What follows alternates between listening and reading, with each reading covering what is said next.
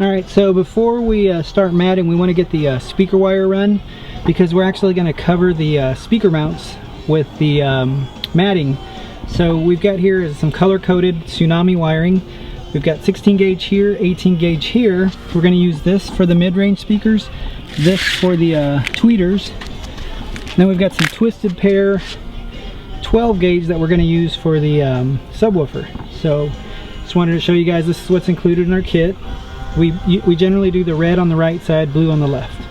Alright, now you don't want to cut any of this wiring ahead of time. So what you're going to want to do is we'll show you, you're actually going to run what you need, make sure the length is correct, and then cut it.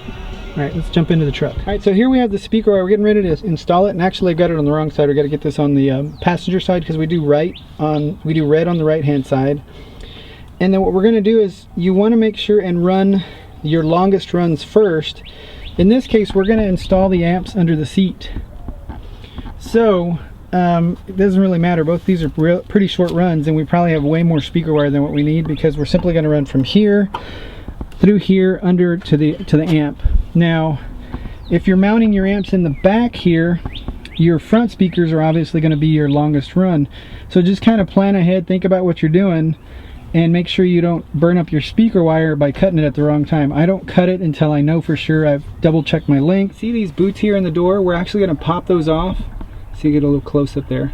It makes it a lot easier to run the speaker wire. So go ahead and pop that off if you would, please. Just kind of squeeze it and you'll see it just pops right out.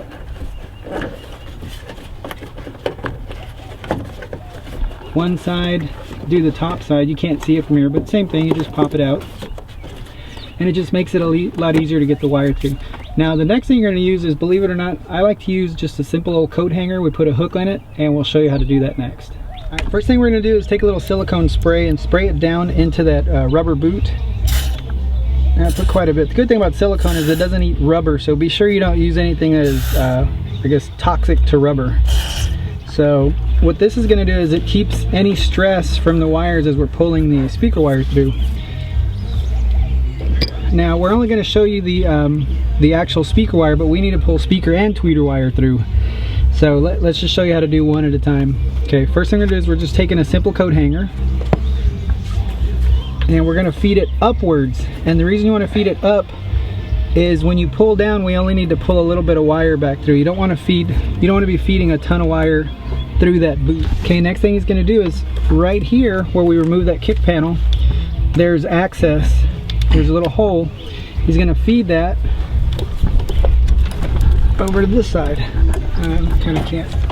Trying my best. We're trying to do our best to stay out of each other's way.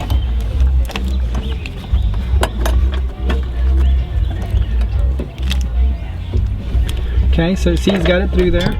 Next thing he's going to do is we've already stripped some wire away. He's going to attach it to the little loop that we put in the coat hanger. Let me see if we can get a zoom in on there. Okay, and then we're going to tape it, and it'll pull right on through. So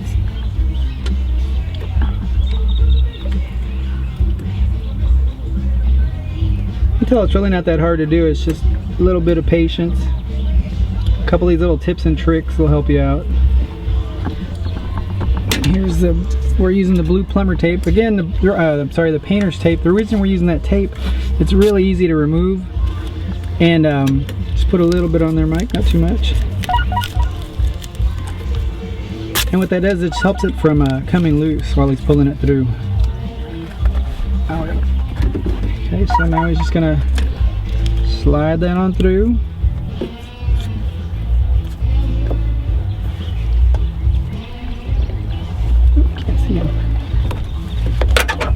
There we go. There we go, just like that. Now he's going to feed. Now what I like to do is make sure I've got about a good foot of play. Alright, now, yep, that looks like we've got enough there. He's going to give it a couple inches just for safety. Okay, now the next thing is just run it through the door itself. Here.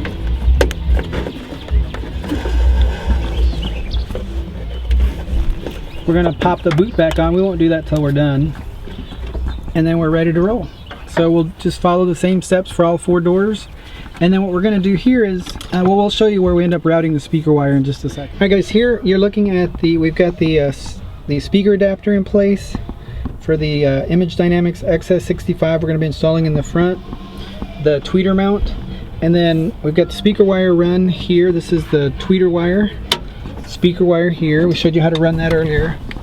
Runs through here, underneath the dash. And then we actually have it terminating here underneath the stereo, because what we're going to do is we're going to install the crossovers here.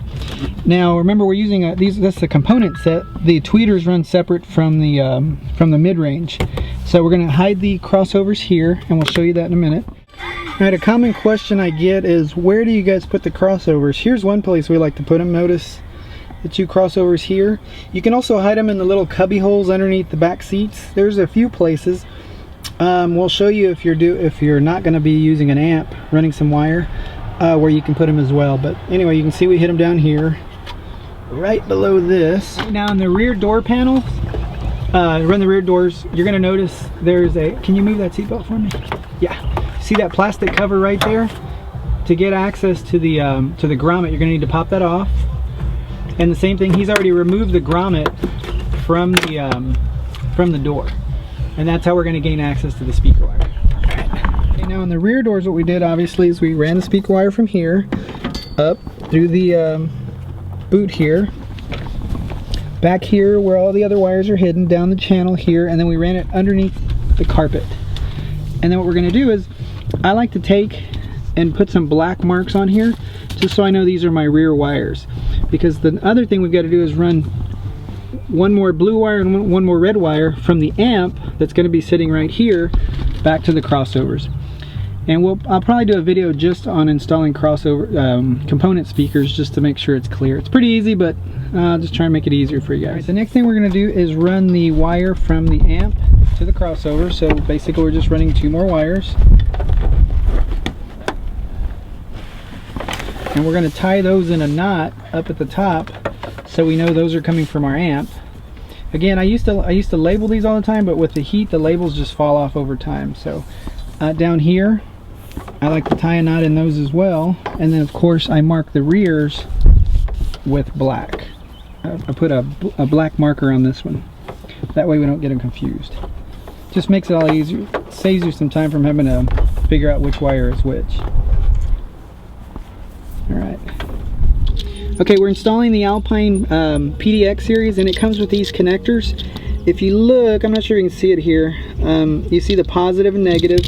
Obviously, I'm going to connect the wire with the letters on it. That's my positive. This is my negative. Basically, just connect them. They look like this when I'm done, and then they're going to plug into the back of the amp.